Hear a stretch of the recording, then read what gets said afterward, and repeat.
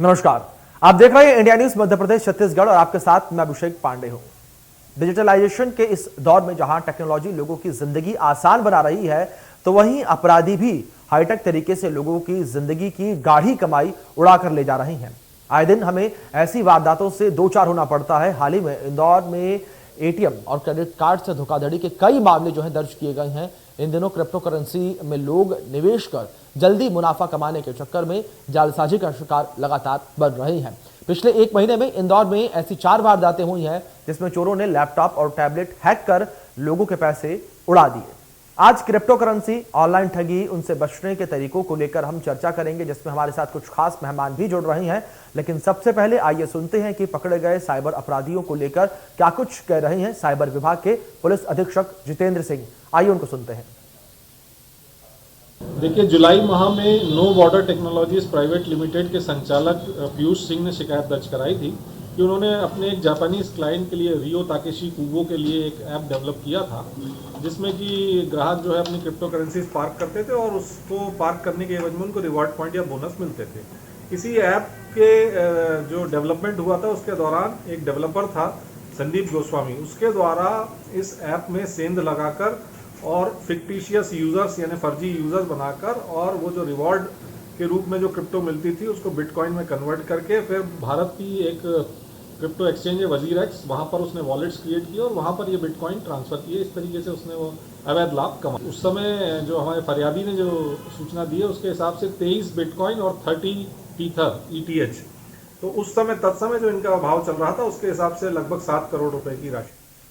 तो ये लगातार साइबर क्राइम बढ़ रहा है, तो बढ़ते साइबर क्राइम को लेकर क्या कुछ बता रहे हैं साइबर एक्सपर्ट सिद्धार्थ राजहंस। आइए पहले उनको सुनते हैं। 70 लाख के करीब क्रिप्टो करेंसी की चोरी पकड़ी गई है। हमारे साइबर क्राइम ने इसे पकड़ा है। ये आज के ज़माने का एक बहुत ही एडवांस लेवल का साइबर क्राइम है। क्रिप्टो करेंसी का जो ये पूरा सर्किट है बिटकॉइंस वगैरह का, इसमें सबसे बड़ी बात यह है कि कोई रेगुलेटरी अथॉरिटी नहीं है, जिसके कारण इस तरह के क्राइम्स को अंजाम दिया जा सकता है, क्योंकि बहुत आसानी से आप 2 देशों के बीच में पैसा भेज सकते हैं। और इसी मामले में एक जापानीज व्यक्ति जो है, उनके क्रिप्टो करेंसीज की डीलिंग और ट्रांसैक्शंस जो है इंदौर में विजयनगर स्थित एक कंपनी कंपनी के द्वारा किया जा रहा था। और इस कंपनी के जो ओनर हैं उन्होंने इस ट्रांसैक्शंस के दौरान करीब 70 लाख गायब कर दिए, अपने खुद के खाते में डाल लिए। तो इस तरह की चीजें काफी अनट्रेसेबल है और क्रिप्टो करेंसी का यही है कि भाई नजर हटी तो दुर्घटना घटी।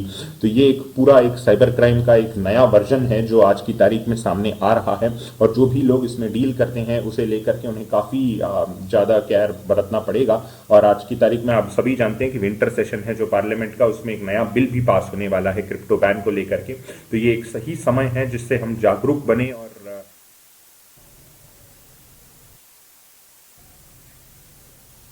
तो आपको बता दें कि जिस तरीके से लगातार साइबर ठगी के मामले बढ़ रहे हैं, लोग जो हैं डिजिटल दुनिया की ओर बढ़ रही हैं, लेकिन डिजिटल दुनिया की ओर जिस तरीके से लगातार लोग बढ़ रहे हैं, तो वहाँ पर लोग जिस तरीके से बढ़ रहे हैं आगे, तो वहीं उसी ओर साइबर ठगी का भी शिकार लोग लगातार होते चले जा रही हैं।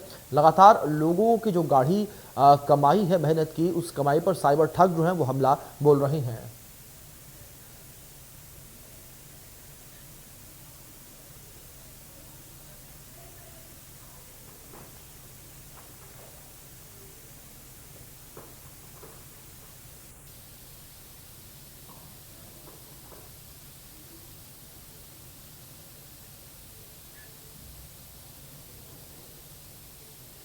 तो आपको बता दें कि चर्चा को आगे हमारे साथ हमारे सहयोगी एहतियाब शेख बढ़ाएंगे, लेकिन उससे पहले आपको रूबरू करवा देते हैं गेस्ट से। रवि अतरौलिया जी जो कि रिटायर्ड DSP हैं, वो हमारे साथ जुड़े हैं, और सिद्धार्थ राजहंस से जुड़े हैं जो कि साइबर एक्सपर्ट हैं। आप दोनों लोगों का बहुत बहुत स्वागत है इंडिया न्यूज मध्य प्रदेश में। और एहतियाब, चर्चा आपके हाथ में। आप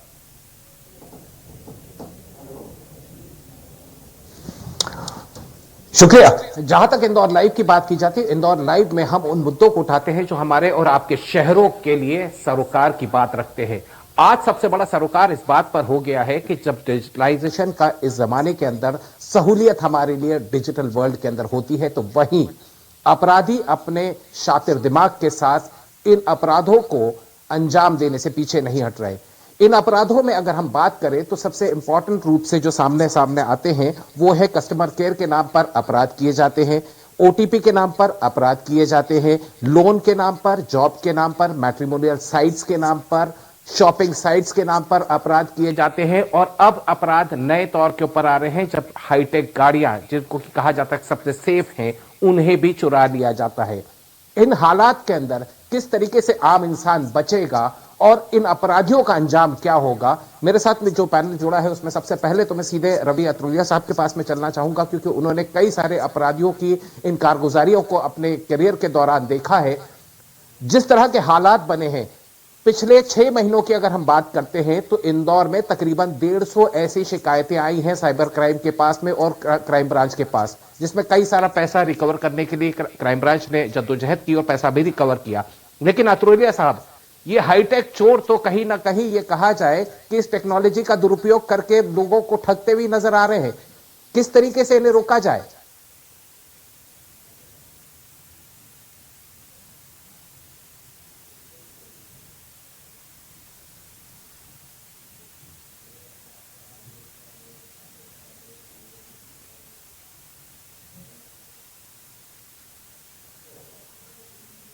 डॉक्टर रवि अत्रोलिया, आप मेरी आवाज सुन पा रहे हैं?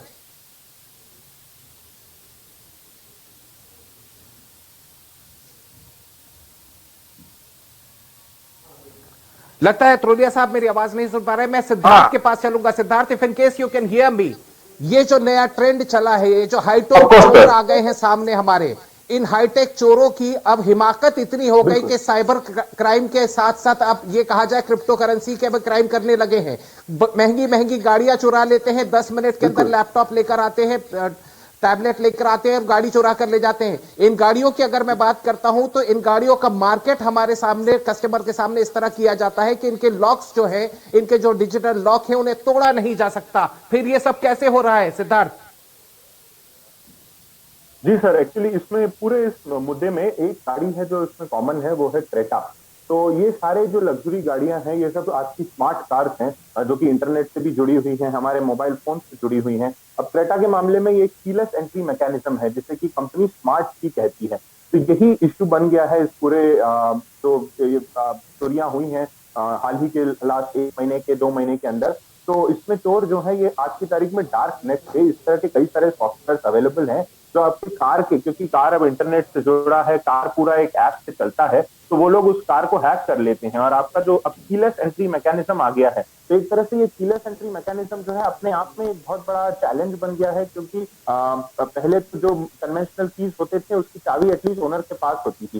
कीलेस एंट्री होने से अब लोग रिमोटली कार को एक्सेस कर सकते हैं, उसे अनलॉक कर सकते हैं। एंड क्योंकि कार का ऑन एंड ऑफ मैकेनिज्म भी आपने देखा होगा एक बटन में आ चुका है, एंड अब तो सीधे ऐप बेस्ड हो चुका है, तो वही बटन और वही ऐप से लोग गाड़ी को अनलॉक भी कर लेते हैं। तो ये एक पूरा मैकेनिज्म चल पड़ा है। इसमें क्रेटा को ही इन्होंने निशाना इसलिए बनाया है क्योंकि आप देखिए इसके रिलेटेड सॉफ्टवेयर जो है, मैं 100% श्योर हूं ऐसा पर्टिकुलर कोई सॉफ्टवेयर होगा या कोई ट्रोजन होगा जो डार्क नेट पे अवेलेबल है, जिससे कि आप क्रेटा का जो पर्टिकुलर ओएस बनाया है कंपनी ने उसको क्रैक किया जा सकता है। तो सिद्धार्थ, क्या आप ये कह रहे हैं कि ये जितने भी गिमिक्स सामने आते हैं हमारे स्मार्ट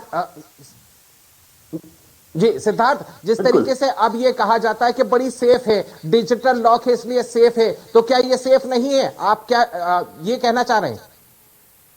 मैं कहता हूं सर, मैं बिल्कुल ये सेफ नहीं है कहना चाहता हूं, क्योंकि जैसे जैसे हमारा इंटरनेट से चीजें जुड़ती जा रही हैं, एक बार कोई भी डिवाइस आपका इंटरनेट से जुड़ गया तो उसके साथ एक साइबर सिक्योरिटी का मसला तो आ ही जाएगा और साइबर क्रिमिनल्स उससे उस चीज को एक्सप्लॉइट करने की पूरी कोशिश करेंगे।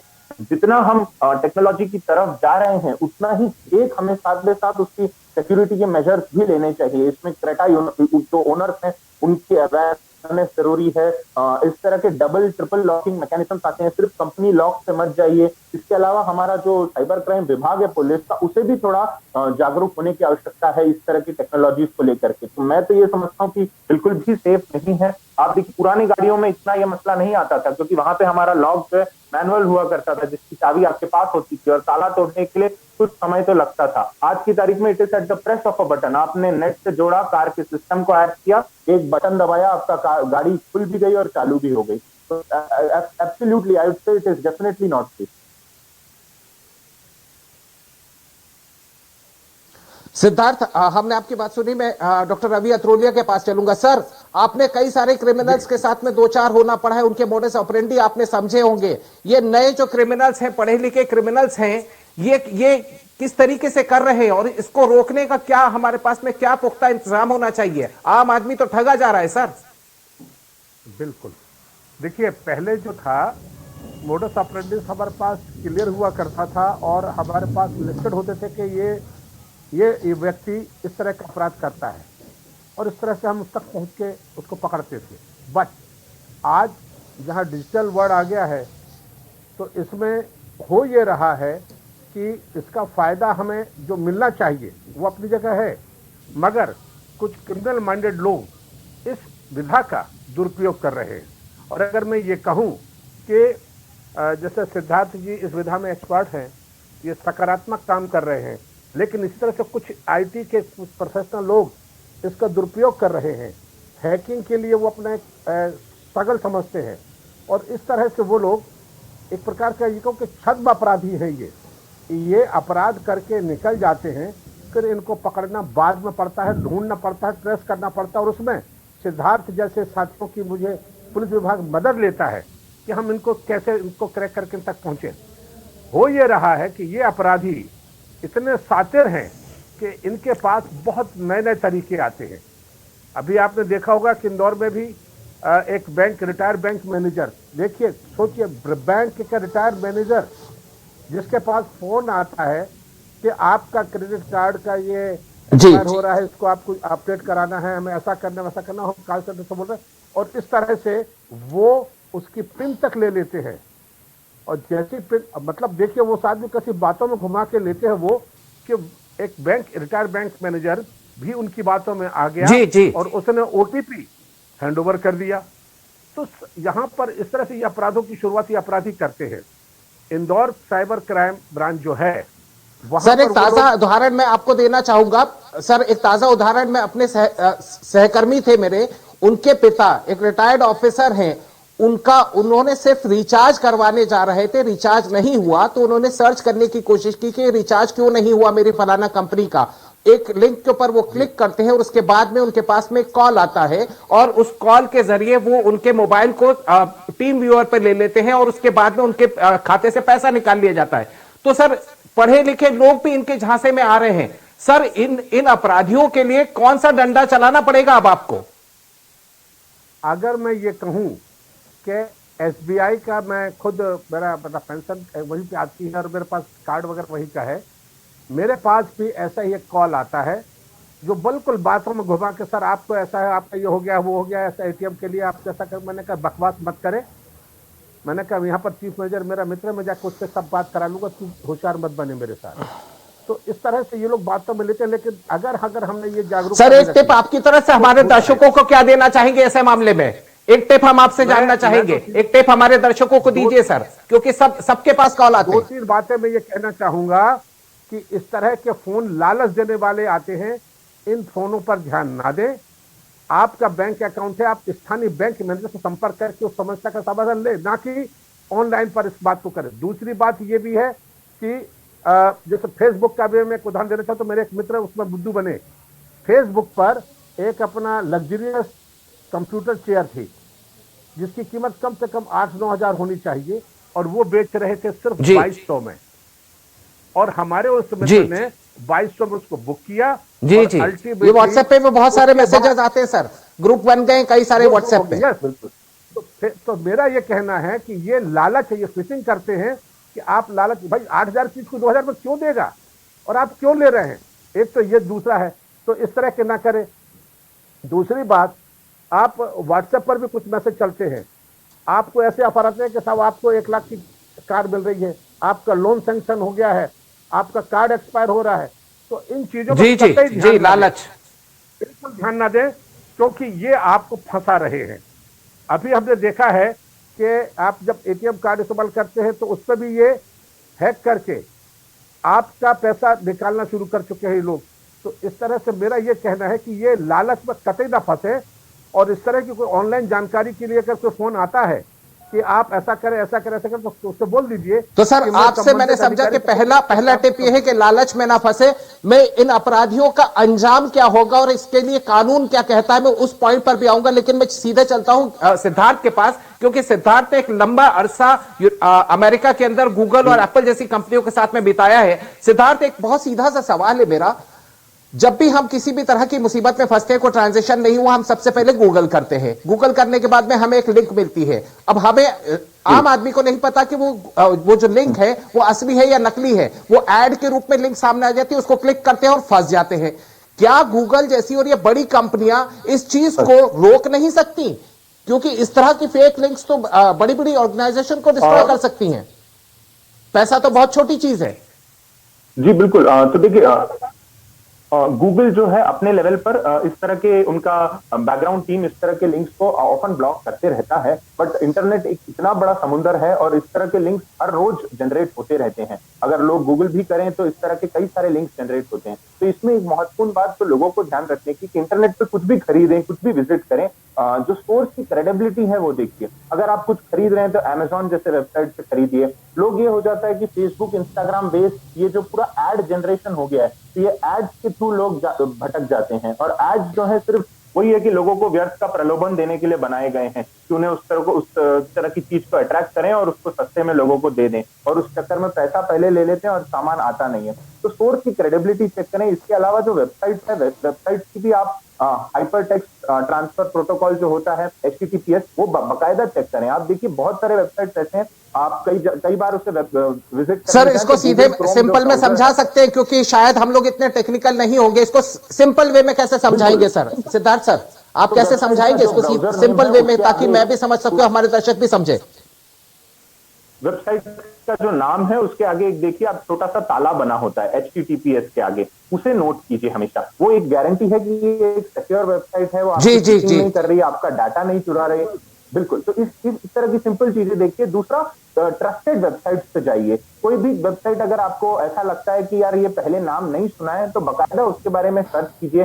कई बार आपको उससे रिलेटेड चीजें कंप्लेंट्स और फोरम्स पे मिल जाएंगी। तो सिंपल सी बात है कि आप ट्रस्टेड चीजों पे जाइए। अमेजॉन, फ्लिपकार्ट, इस तरह की websites are now well renowned. तो इन पे जाइए आप, जिनसे कि आपको सामान मिलने का 100% गारंटी है। प्लस सामान में भी आप जिनके नाम रेनाउड है उनके ऊपर चाहे बिल्कुल सिद्धार्थ में समझा हो। सिद्धार्थ, एक और मुद्दा जो इंपॉर्टेंट है इस पूरे डिस्कशन के लिए, मैं आपको थोड़ा सा रोक रहा हूं क्योंकि ये इंपॉर्टेंट मुद्दा है। आजकल जो क्रिप्टो का जो दौर चला है, हमने देखा कई सारी एप्लीकेशंस क्रिप्टो करेंसी के नाम पर आ गई है। बड़े बड़े फिल्म स्टार्स उसके ब्रांड एम्बेसडर बन गए हैं। क्रिप्टो करेंसी के नाम पर यह कहा जाए कि अगर मैं सट्टा कहूंगा तो गलत नहीं कहूंगा, अतिशयोक्ति नहीं होगी।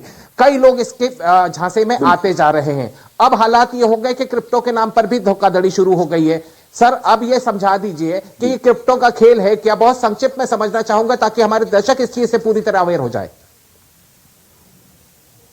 जी, तो क्रिप्टो का खेल यह है कि देखिए क्रिप्टो करेंसी जो है इस वर्चुअल करेंसी, इसकी कोई रेगुलेटरी अथॉरिटी नहीं है। जैसे कि हमारा पैसा RBI इशू करता है, वैसे कोई अथॉरिटी ना होने के कारण क्रिप्टो जो है इजीली ट्रांसैक्ट किया जा सकता है। और क्रिप्टो की प्राइस भी हर दिन कोई एक इंसान या अथॉरिटी सेट नहीं करता, हर दिन फ्लक्चुएट होती रहती है। तो जो लोग पैसा बनाना चाहते हैं, जो लोग उस लेवल पर मैं कह सकता हूँ इंसानों का लालच बढ़ गया है कि ये एक तरह से बन गया है कि आप इजी पैसा बना सकते हो, क्योंकि मार्केट इतने फ्लक्चुएट करते हैं, एक्सचेंजेस पे हर महीने रेट बदलते हैं। तो ऐसे में क्रिप्टो एक वर्चुअल करेंसी है जो आप खरीद के बेच सकते हैं, बट इसमें आपको अवेयर बहुत होना पड़ेगा, क्योंकि अगेन क्रिप्टो जो है वो करेंसी है जिसको कि अंडरवर्ल्ड और डार्क नेट भी यूज करता है। देखिए इसमें कोई भी पेपर ट्रेल नहीं है। आप अगर बैंक से ट्रांजैक्शन करते हैं तो आपके पासबुक में एक एंट्री आती है, बट क्रिप्टो की एंट्री कहाँ है? कोई रेगुलेटरी अथॉरिटी ही नहीं है। ये एक बहुत बड़ा मुद्दा है कि क्रिप्टो की जो सिक्योरिटी है वो बिल्कुल भी सिक्योर नहीं है। हम पैसा बाहर देश में भेजते हैं तो फेमा फेरा नाम के एक्ट लगते हैं, उसमें हम बकायदा टैक्स करते हैं, foreign exchange management act. But crypto में ऐसा कोई चीज नहीं है। आप किसी भी देश में आपके केवल क्रिप्टो करेंसी का जो एड्रेस है आपके बिटकॉइन का, वो भेज दीजिए और उस व्यक्ति को वहां पे उतने बिटकॉइन मिल जाएंगे और वो उसके लोकल करेंसी में जब भी चाहे उसे बेच के एनकैश कर सकता है। तो इस तरह के पूरे मैकेनिज्म में जब इतने ज्यादा Siddharth, definitely I will get back to you on this. I will definitely come back to. मैं अतुलिया सर के पास चलना चाहूंगा क्योंकि अतुलिया सर, एक सवाल मैं आपसे समझना चाह रहा हूं। इन साइबर अपराधियों की जिस तरीके से हिमाकत चल रही है, कानून क्या कहता है? कानून के पास में क्या प्रावधान है कि इन साइबर अपराधियों के अंदर खौफ पैदा हो?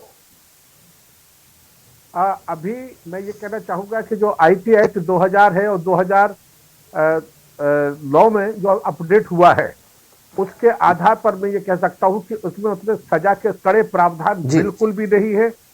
और अभी जैसे कि अभी जो हमने अपना लसूड़िया क्षेत्र में जो एक आईटी कंपनी का जो क्रिप्टो करेंसी का जो मामला पकड़ा है, करीब 70-80 लाख का जो उसमें हेरफेर हुआ था, उससे ज्यादा का भी हुआ था, उसे बहुत मुश्किल से हम क्रैक कर पाए हैं। और ये मैं कहना चाह रहा हूं कि ये अभी कानून इतना सख्त होना चाहिए। इसमें हालांकि इस पैरेलल में हम आईपीसी की धाराएं भी लगाते हैं, जो अपना 66 और 67 करके जो आईटी की धाराएं हैं, उनके साथ साथ हम आईपीसी की धाराएं लगाते हैं, चाहे वो ठगी की हो, चाहे वो प्रोन की हो, चाहे वो मिसबिहेव की हो, चाहे धमकी की हो। मगर ये धाराएं भी उतनी पक्की नहीं है।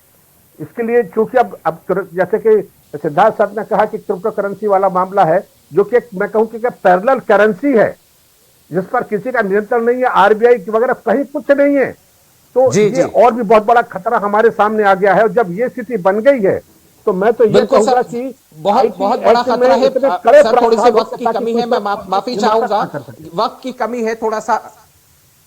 जी, आपका पॉइंट बिल्कुल वैलिड है। एक लाइन के अंदर सर, इन साइबर अपराधियों को अगर कोई मैसेज देना चाहेंगे, और उसी से मैं आज का ये शो वाइंड अप करना चाहूंगा। एक जवाब कि पुलिस भी कम नहीं है। पुलिस बिल्कुल कम नहीं है, क्योंकि मैं बता दूं, कल तक पुलिस के पास साइबर सेल नाम की कोई चीज नहीं होती थी, लेकिन जब ये डिजिटल वर्ल्ड आया तो हमारे पुलिस विभाग में एक्सपर्ट रखे गए, जो खुद मतलब के डिप्यूट किए जाते हैं, प्लस सिद्धार्थ जैसे साथियों की भी हम लोग मदद लेते हैं, और इस तरह से हम अपराधी तक पहुंचने लग गए हैं। क्रिप्टो करेंसी में भी हम पहुंचे, और दीगर मामले में पहुंचे, कार वाले मामले भी हम बहुत आपकी बात बिल्कुल वैलिड होती है, और ये बात बहुत साफ हो जाती है, बहुत क्लियर बात हो जाती है कि चाहे अपराधी कितना ही शातिर क्यों ना हो, लेकिन कानून के हाथ बहुत लंबे होते हैं और उस अपराधी तक पहुंच ही जाते हैं। इस खास चर्चा में आप दोनों हमारे साथ में जुड़े, आपका बहुत बहुत शुक्रिया। देश, दुनिया और राज्य की खबरों के लिए देखते रहिए इंडिया न्यूज।